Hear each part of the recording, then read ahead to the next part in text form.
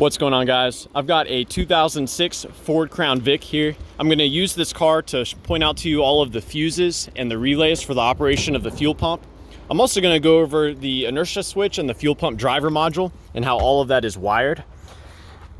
Starting with the fuses, the first fuse for us to check is going to be in here. You get to it by removing this cover by pinching either side of the retainer. Now it all starts with this 10 amp fuse. The role of this fuse is to power the fuel pump relay whenever the key is in the on position. So check that one out right there. This provides power to the fuel pump relay to activate it.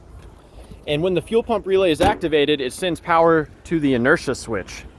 So let's head under the hood and take a look at that relay as well as another fuse. So to get this cover open, you're gonna pry on these two pieces either side. Now, the fuel pump relay is going to be this one right here. You can try tapping on it.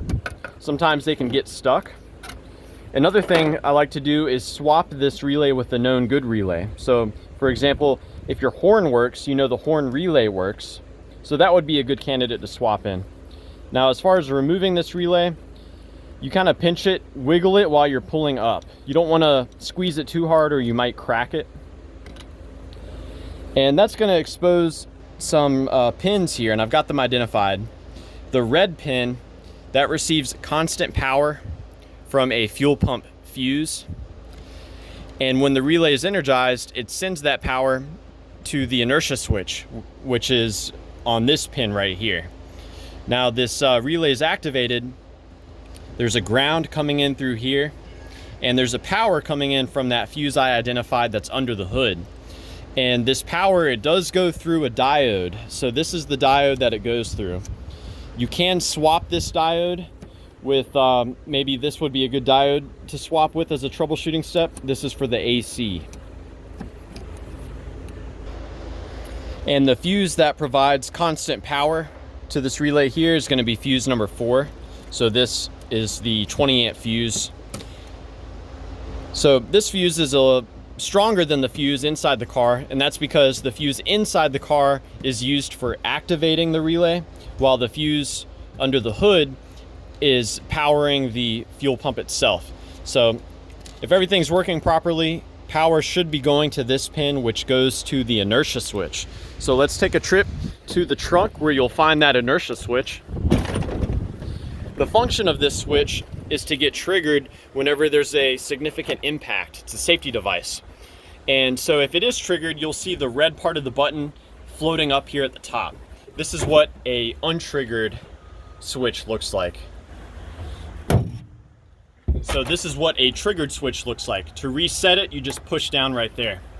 Now, when this switch is working properly, if it's not triggered, it should take the power coming off of that relay, which is present on the red-black wire, and it should send the power to the fuel pump driver module through this white wire. So this white wire goes through that fuel pump driver module. You can bypass this temporarily, although I really don't recommend doing that unless it's a troubleshooting step. The way you would bypass it is you would connect these two pins together with maybe a wire or a fuse, but you don't want to be driving around like that. There's a reason why this is equipped. It is a safety device. So the power coming through there, it goes to the fuel pump driver module, and that is actually located on the passenger side back here. And this is the last stop before you get to the fuel pump. So that's the driver module. I'll go ahead and disconnect it so I can go over the wires. You push on that little retainer right there and pull it out. Now you should see power coming in on the white wire.